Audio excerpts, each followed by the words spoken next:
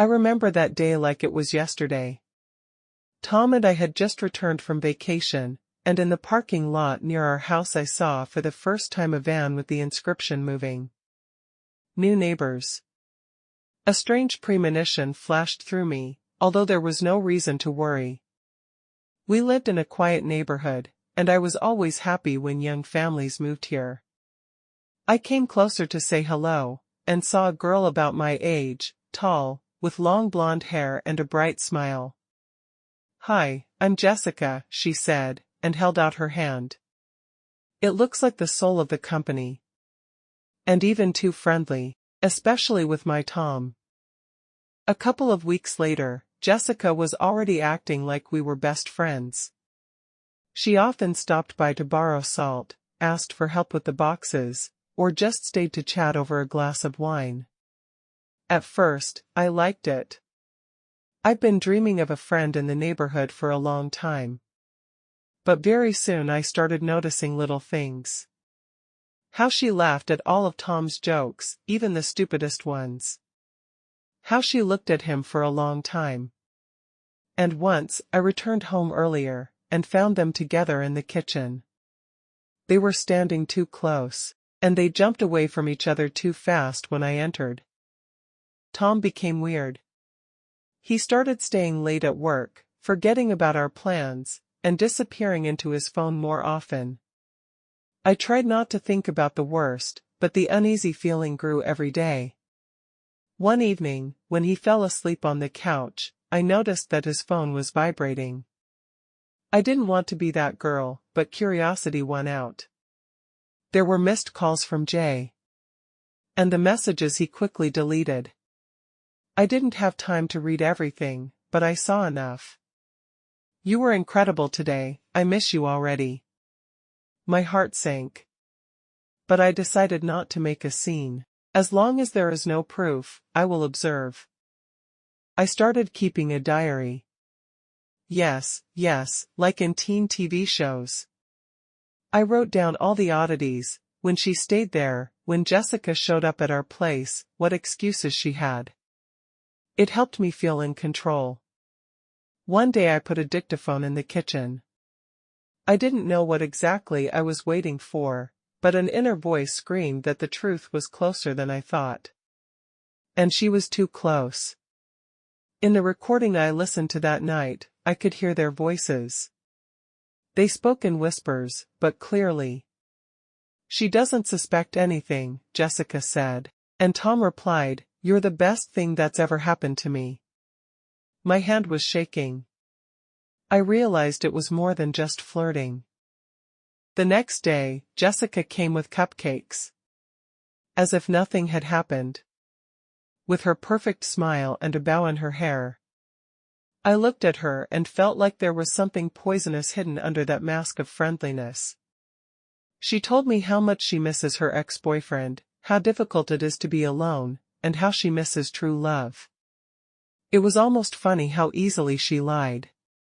I nodded, smiled, and even ate her chocolate cupcake. But inside, I was seething. I decided, if they think I'm stupid, I'll use it. And I'll start playing by their rules. Just be careful. Very carefully. I began to act. First, I invited Jessica to a bachelorette party, just to sit with wine. I turned on the recorder again. This time it's in my purse.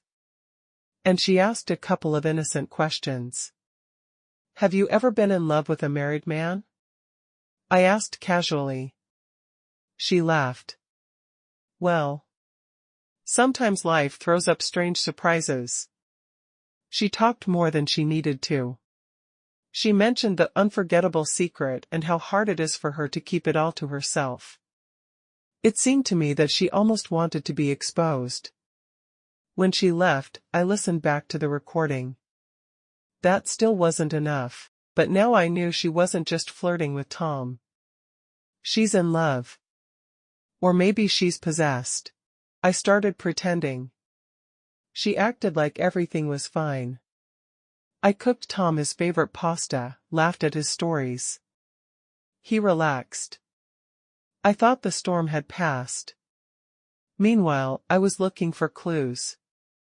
I looked in his backpack, in his mail, in his calendar. And one day I found it. A ticket to the concert. One. Not for me. I called under the guise of an anonymous buyer, and it turned out that the second ticket had already been redeemed. I knew who he was going with. But I decided not to make a scene. I'll wait for the concert night. And I'll come there too. The surprise won't be for me. But for them.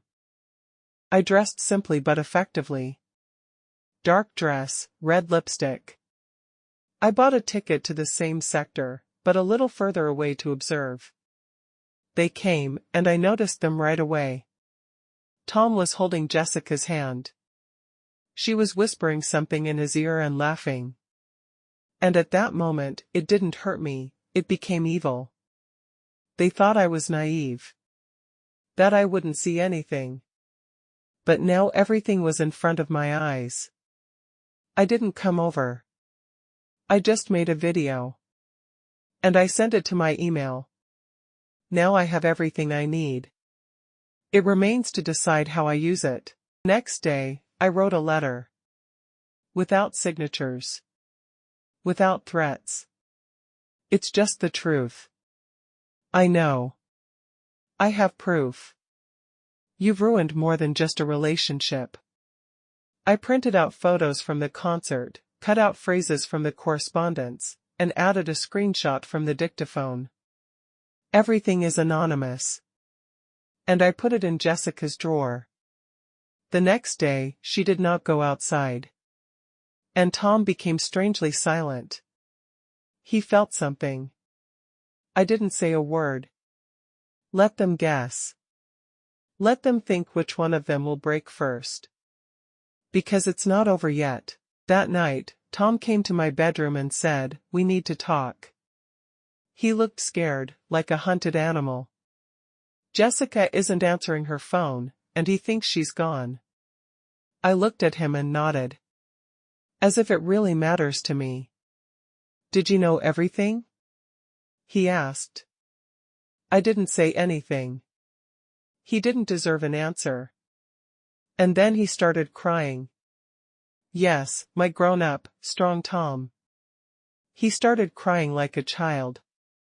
And at that moment, I realized that he was no longer in control of everything. But the question was, do I want to destroy them both? Or do something worse? There was a strange silence after the conversation with Tom. He hardly spoke to me, didn't spend the night at home for 2 days in a row. I could hear him coming into Jessica's house late at night and then coming out as if he was hiding from the whole world. On the third day, I decided to visit her myself. She knocked. Silence. Then again, louder. It's still quiet. The mailbox was full. The car is in place, but there is no light. I wondered if she had really run away. Or is it a new game? I felt like she was still around. And it was even scarier than her presence. That evening, Tom returned again.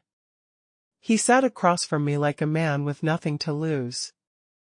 I didn't want it to end like this, he began. The voice was trembling. It started by accident. You were busy, working, routine. And Jessica was just listening. He sounded like he was confessing. But not in front of me, in front of his guilt. Everything was fine with her. Easy. And then it became difficult. I didn't know how to stop. I listened in silence. Because there are no words left inside. I have not forgiven him. But suddenly I realized that he was also a victim. Just another trap, and now we're both trapped. At 2 o'clock in the morning, the phone rang. The number was not saved. But I recognized the voice right away. She's gone, said a trembling female voice. It was Jessica's mom. She's not getting in touch. The last time she wrote that something terrible had happened to her. I didn't know what to say. My heart sank. I didn't think it would go this far. "You're her friend, you should know something," the woman said. I nodded, even though she couldn't see it. Maybe I knew. Or maybe I just felt like I was in control. Point 81. I've listened to all the recordings. Everything that I managed to save. Conversations, Russell's, even Jessica's slurred phrases when she stayed with us.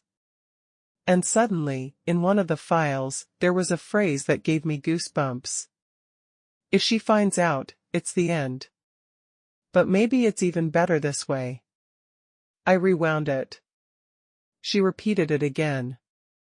These words were spoken the day before she disappeared. She knew. Planned it. Or did she just give up? I opened my laptop and started digging. Social networks, posts, notes. Her profile has been deleted.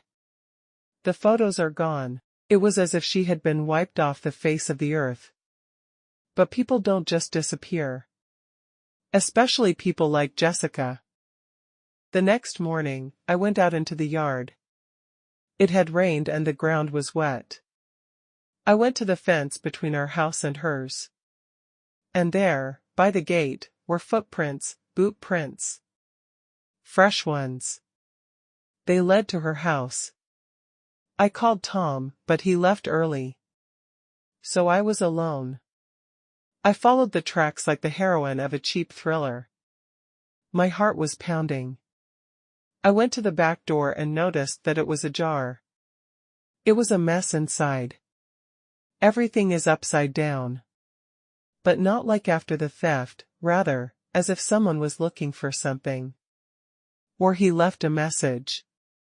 But to whom? I couldn't resist and went in. There was fear, but curiosity was stronger.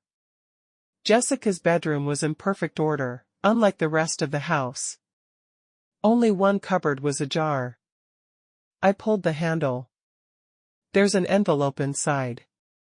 No address, no signature. I unwrapped it with trembling hands. If you're reading this, then everything didn't go according to plan. But now you know who he really is. And maybe who you are now. What did it mean? A letter to me? Or that one? Or is it not us at all? There are too many questions. But I felt that the key to the solution was somewhere nearby. The next day, I went to Jessica's friend's house. We met a couple of times at a barbecue, and I knew where she lived. "Did you know that she has a boyfriend in another city?" "What is it?" she asked when I mentioned the disappearance. I froze. "What guy?" "Well." She called him Alex. They seem to have been dating for a long time. But recently she corresponded with him again. She said she wanted to start all over again. I felt the world swing. So Jessica was playing a double game. Maybe not just with Tom. Or maybe with all of us. I found Alex after a couple of hours of searching. Social media has done its job. He lived in another state, was an artist, and a photo recently appeared on his page. With Jessica. A week ago. In an embrace. With the caption, "Together again." She didn't disappear. She ran away. But from whom? From Tom? From us? From myself? I didn't know whether to be angry or relieved. But the fact was obvious, she hadn't just ruined our relationship. She used us to escape to her past happiness again. And I was left among the pieces. With the question, what now? I told Tom. He was silent. He didn't cry. He didn't scream. I just stared at one point. "I was just a distraction to her," he said softly. "You were real." But I realized it too late. His words did not heal. But they became a mirror. We were both deceived. He's feeling it. I am in trust. Jessica left cracks in our house. But the real cracks weren't in the walls. It's about us. And now the question was different. Who are we to each other after all this? A couple? Enemies? Or are they strangers connected by the same drama? A week has passed. Everything went quiet. I almost started breathing again. But one morning I found a postcard in the mailbox. There was only one symbol on it, a rose. And the inscription, "Did you think I'd leave forever?" There was no signature. But I didn't need her. I knew whose hand had written it. Jessica didn't disappear. She just made us feel like it was over. And it looks like she's back. But why? To get revenge? Continue the game? Or is something worse? The story is not over yet. It's just starting again.